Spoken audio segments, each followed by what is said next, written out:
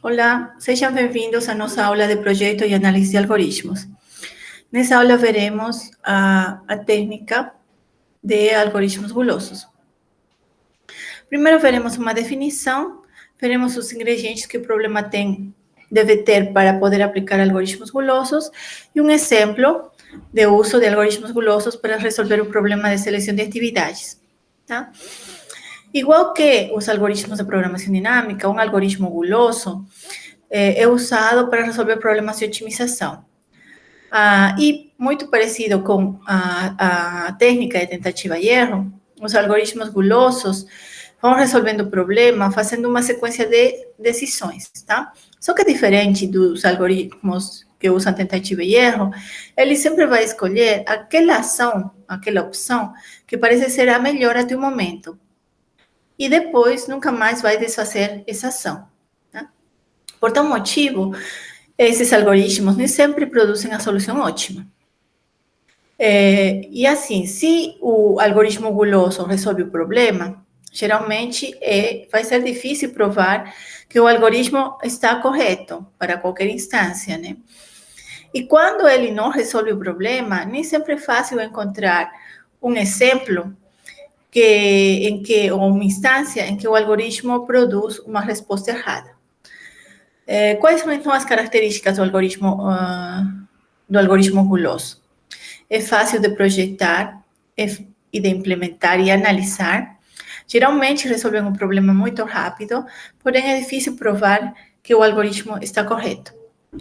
Para que um problema possa ser resolvido com algoritmos gulosos e devolva uma solução ótima, esses problemas devem ter duas propriedades: a propriedade de subestrutura ótima e a propriedade de escolha gulosa. A primeira propriedade, que é a de subestrutura ótima, já vimos na aula anterior. Os problemas em que podemos usar programação dinâmica também tinham que ter essa propriedade de subestrutura ótima, que se uma solução ótima para o problema contém em seu interior soluções ótimas para subproblemas.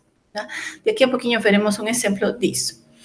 E a outra é a propriedade de escolha gulosa. Isto é, se queremos encontrar uma solução ótima global, para encontrar essa solução ótima global, é possível alcançar essa solução fazendo uma escolha gulosa, uma escolha que é boa localmente. Vários algoritmos que são usados para resolver problemas em grafos, eles podem ser resolvidos usando algoritmos gulosos. Tá? Um deles é o algoritmo de Dijkstra, que resolve o problema de caminho mais curto, de uma origem. Tá? Então, por exemplo, suponha que a gente quer resolver o caminho mais curto, quer encontrar o caminho mais curto de Rio de Janeiro a São Paulo, tá? Que é mostrado nesse mapa daqui. E esse caminho mais curto, suponha que é o ótimo, ele passa por essa cidade de aqui, Guaratinguetá, certo? Se isso é verdade, esse caminho, esse subcaminho de Rio de Janeiro ou de Guaratinguetá até São Paulo, ou de Rio de Janeiro até Guaratinguetá, eles também são subcaminhos ótimos. Isto é, são os caminhos mais curtos entre essas cidades, certo? E aí, então, falamos que para projetar o algoritmo guloso, o que fazemos é, primeiro, definir qual que vai ser a nossa escolha gulosa. Depois de definir a escolha gulosa, vamos ter apenas um subproblema para ser resolvido. Para demonstrar que esse algoritmo guloso projetado resolve o problema, o que fazemos é seguir os dois seguintes passos, que é, primeiro, provar que sempre existe uma solução ótima para o problema que usa essa escolha gulosa. Tá? Então, primeiro provamos isso, e em um segundo passo, a gente prova o seguinte, que o problema que resta, depois de escolher essa opção gulosa, é um subproblema que tem a seguinte propriedade, tá? Que ao combinar a solução ótima para esse subproblema, junto com a escolha gulosa que fizemos, então, se juntamos essas duas coisas, chegamos a uma solução ótima para o problema total, para o problema original. Então, vamos ver um exemplo de como fazer isso para o problema de seleção de atividades. Então, suponha que você tem N atividades. E para cada uma das atividades, você tem o início e o fim de cada uma. Então, temos S1, F1 até SN, FN, certo? Então, S vai ser o início e F vai ser o fim, tá? E o que queremos é encontrar o maior número de atividades mutuamente compatíveis. Isto é, que elas não se interceptem. E para isso, ou o início da atividade J é maior ou igual ao fim da atividade I, ou o início da atividade I é maior ou igual ao fim da atividade J, tá? Por exemplo, suponha que temos um conjunto de atividades e apenas uma sala de conferência. Essa sala pode ser utilizada apenas por uma única atividade, por vez, né? E desejamos encontrar o maior número de atividades que podem ser atendidas nessa sala de conferências. Tá? Então, aqui, por exemplo, temos 7 atividades, A, B, C, D, E, F, G, e a sala de conferências está aberta, por exemplo, das 8 da manhã até as 18 horas. Tá? E aqui temos o início e o fim de cada uma dessas atividades. Então, a atividade A começa às 9 da manhã e essa atividade termina às 12. A outra atividade B começa às 9 e termina às 11 e assim por diante. Então, temos um conjunto de atividades, cada uma com seu início e seu fim. Qual que seria a solução ótima para esse problema? Seria escolher as atividades, o maior número de atividades, né? O maior número de atividades que não se interceptam é 3, tá? Então, seria escolher a atividade B, a atividade E e a atividade G, tá? Mas como que chegamos nessa solução? O que a gente deve fazer é primeiro pensar como que podemos selecionar a melhoração, né? Qual que vai ser a escolha gulosa, qual que é a atividade mais promissora. Temos várias opções. Poderíamos pensar assim, podemos escolher uma tarefa que inicia antes. Então, vamos escolher a tarefa com um SI o menor possível. Ou podemos pensar assim, podemos escolher a tarefa que dura menos, que tem uma duração menor. Então, vamos escolher a tarefa cuja duração, FI menos SI, é o menor possível, tá? O final menos início é o menor possível. Ou uma outra opção seria escolher uma tarefa que elimine o menor número de tarefas. A última opção seria escolher uma tarefa com o fim o menor possível. Tá? Vejamos, vamos analisar cada uma dessas opções. A primeira, escolher uma tarefa com o SI o menor possível, ou seja, a tarefa que inicia primeiro, né? Que inicia primeiro. Então, nesse caso, escolheríamos a tarefa D, se escolhemos essa opção, né? Só que a tarefa D, ela ocupa todo o tempo, tá? Das 8 até as 18, não poderia fazer mais nada.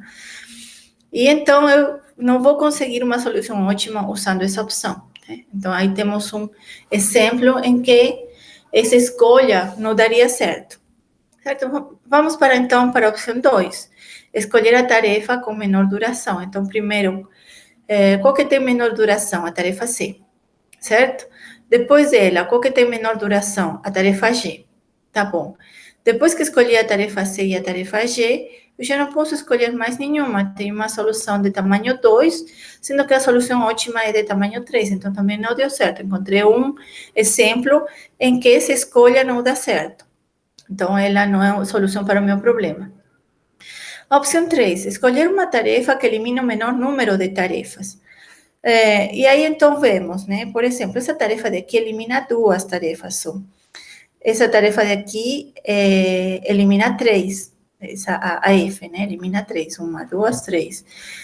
Eu poderia escolher, então, primeiro a tarefa G. Tá bom, e agora, qual que é a próxima que elimina menos? A próxima que elimina menos é essa B daqui. Tá? Ela elimina 3 tarefas. Tá bom, e aí, qual que é a próxima que elimina menos? A E. E aí, eu vou ter uma solução de tamanho 3. E é a solução ótima. Então, será que eu encontrei uma solução para o problema? Realmente, ela é uma boa escolha? Infelizmente, não é. Parece ser, mas não é. O que a gente tem que fazer? Tem que encontrar alguma instância do problema em que essa escolha não funcione. Como já falamos, nem sempre é fácil encontrar esse exemplo.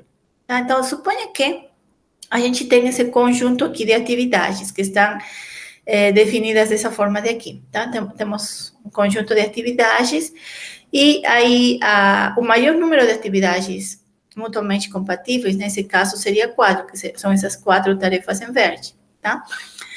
E aí vamos tentar ver o que acontece para essa instância do problema se usamos a opção 3, que é escolher uma tarefa que elimina o menor número de tarefas. Então, a tarefa que elimina o menor número de tarefas é essa tarefa A aqui, tá? E aí, quando eu escolho essa tarefa A, eu já não posso escolher nem a C, nem a D, né? Então, eu eliminei essas duas. Aí, o que eu poderia escolher depois? Eu poderia escolher qualquer uma dessas aqui, dessas 4, B, F, H ou K, e qualquer uma dessas aqui, a E, a G, a I e a J. Né? Vamos supor que escolhemos essa e também escolhemos essa. Tá? Só que aí eu já não consigo escolher mais. E aí, o que vai acontecer? Eu tenho uma solução de tamanho 3, sendo que a solução ótima é de tamanho 4. Encontrei um exemplo em que esse tipo de escolha não deu certo. Então, vamos para a opção 4. Opção 4, escolher uma tarefa com o final o menor possível. Tá. Quem que termina o antes possível? É essa tarefa B. Então, escolhemos ela. Depois dela, quem que termina antes e que não tem interseção com ela? É essa tarefa de aqui, a E. E depois, quem que termina antes que não tem interseção com ela? A G. Tá? Então, eu tenho uma solução, que é exatamente a solução ótima, são 3 tarefas. E aí, a ideia dessa é que essa atividade que tem o final o menor possível, ela é a atividade que primeiro libera a sala para as outras atividades. Então, é bom escolher ela porque ela deixa mais tempo livre para ser escolhida depois, certo? Então, essa daí parece ser uma boa opção, só que a gente vai precisar demonstrar que realmente ela é ótima, né? Parece que é ótima, então agora a gente vai ter que demonstrar isso. Então, vejamos agora o pseudocódigo que usa essa opção. Então, o primeiro que vamos fazer é ordenar o vetor S e F, o vetor que tem o início e o fim de cada uma das tarefas, de modo que o fim da tarefa 1 seja menor ou igual ao fim da tarefa 2 até o fim da tarefa N. Então, ordenamos pelo fim. Depois disso, o nosso conjunto S, que vai ter a solução para o nosso problema, que seria o conjunto de atividades que vão ser selecionadas, começa em vazio. O fim começa em zero. Ainda não tenho nenhuma atividade selecionada. E aí vou percorrer cada uma dessas tarefas na ordem que foi dada na linha 1, certo? Então, eu vou começar com a tarefa 1, vou perguntar se o início dessa tarefa é maior ou igual ao fim, ou seja, o que estou perguntando é se essa tarefa não tem interseção com as tarefas que estavam antes, né? Se não tem, então eu posso adicionar essa tarefa K ao conjunto solução, que é o S. E aí o fim vai ser atualizado com o fim dessa tarefa que foi selecionada. Isso eu vou fazer para cada uma das tarefas, de 1 até N, e no final eu vou devolver o conjunto de tarefas S. Certo? O consumo de tempo desse algoritmo vai depender principalmente da linha 1, que consiste em ordenar esses vetores. Então, o vetor F e o vetor S. E, então, ele tem um consumo de N log N, se a gente usa algum algoritmo que tem essa ordem, por exemplo, o merge sort, né, o heap sort. Tá bom, então o consumo de tempo é N log de N, desse algoritmo, e agora passamos para a parte mais complicada. Provar que realmente essa escolha devolve uma solução ótima para o problema. Para fazer isso, primeiro começamos a provar que a escolha gulosa está em alguma solução ótima, tá? Então, suponha que A é uma solução ótima, tá, para o problema. E 1 é a atividade da escolha gulosa, tá? E aí temos 2 casos, ou um está nesse conjunto A, que é a solução ótima, ou um não está nesse conjunto A. Se um está no conjunto A, então eu não tenho que provar nada, porque é isso que eu queria demonstrar, que o 1 está em A. E se o 1 não está em A, o que teríamos que mostrar? Teríamos que mostrar que existe uma outra solução, que vamos chamar de A'. Então, o quê? Se eu tiro um elemento da solução ótima, que é A, vamos chamar ele de X, e adiciono o elemento 1, que é a atividade de escolha gulosa, então essa A' é uma outra solução ótima. Então, é isso que queremos mostrar, né? Que a escolha gulosa está em alguma solução ótima. Qual alguma solução ótima nessa A'? Tá bom? Então, vamos agora passar a mostrar essa segunda parte daqui. Tá? Então, queremos mostrar que se um não pertence a A, podemos fazer alguma coisa com a solução ótima, tirar o X e adicionar o 1, e vamos ter uma outra solução ótima para o mesmo problema. Tá? Qual que é a ideia aqui? Suponha que você tem um conjunto de atividades. Eu vou mostrar aqui um exemplo, tá? Mas é apenas ilustrativo. O que a gente coloca na demonstração é esse texto daqui, né? Isso daqui é apenas para ilustrar o que queremos falar com essa demonstração. Então, vamos supor que temos esse problema com todas essas atividades, tá? E vamos supor que A é a solução ótima para esse problema. O A está aqui, são todas as atividades que estão em verde, tá? Então, temos 4 atividades aqui na solução ótima, tá? Então, A é uma solução ótima, está formada por essas 4 atividades aqui, por exemplo, né? E o que eu vou pegar? Eu vou pegar a primeira atividade, a atividade com menor tempo de término, que seria a atividade X, tá? Pegando a atividade X, o que eu vou ter? Eu vou saber que como a atividade 1, ela está na primeira posição da minha ordenação, porque eu ordenei usando o algoritmo ordenado por FI, então eu vou saber que o F1 é menor ou igual que o F de X, tá? Então, a atividade 1 o término dela é menor ou igual ao término da atividade X, tá bom? E aí temos uma outra característica. Será que essa atividade 1, o fim da atividade 1, é menor ou igual ao início da atividade X? Ou seja, poderia dar-se esse caso aqui?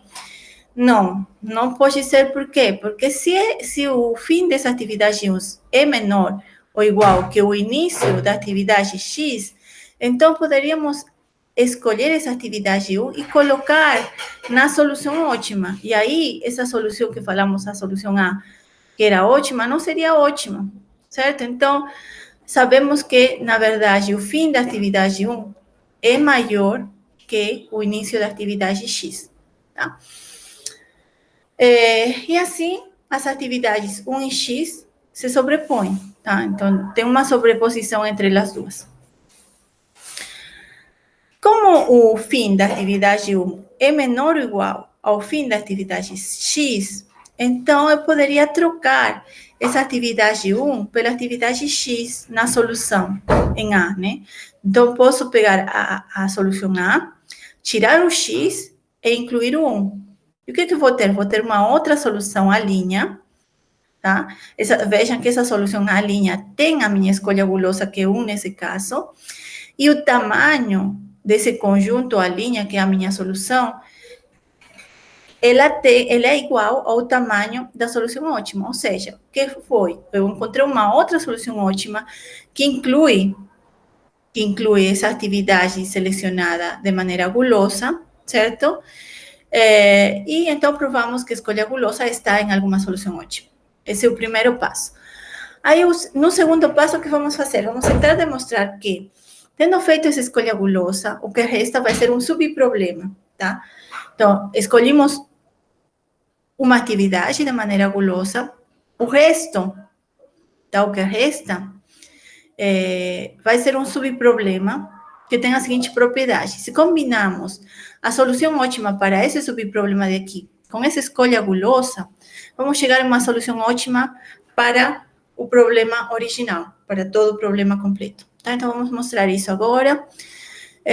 Como? Então, vamos supor que 1 é a atividade de escolha gulosa.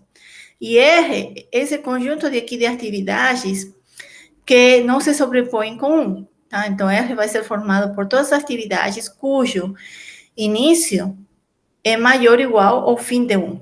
Tá? Então, não se sobrepõem com 1. E agora vamos supor que B é uma solução ótima para esse conjunto R de atividades. Tá? Então, B é uma solução ótima para esse conjunto. E o que queremos demonstrar agora? Desejamos mostrar que a linha, que é uma outra solução, que é igual ao B, ou seja, a solução ótima para esse subproblema, mais o 1, tá? É também uma solução ótima para o problema original. Então, é isso que queremos mostrar, certo? Como vamos fazer isso? Primeiro, vamos supor que a linha não é ótima, tá? E vamos supor que A é uma solução ótima que contém a atividade 1 para o problema original.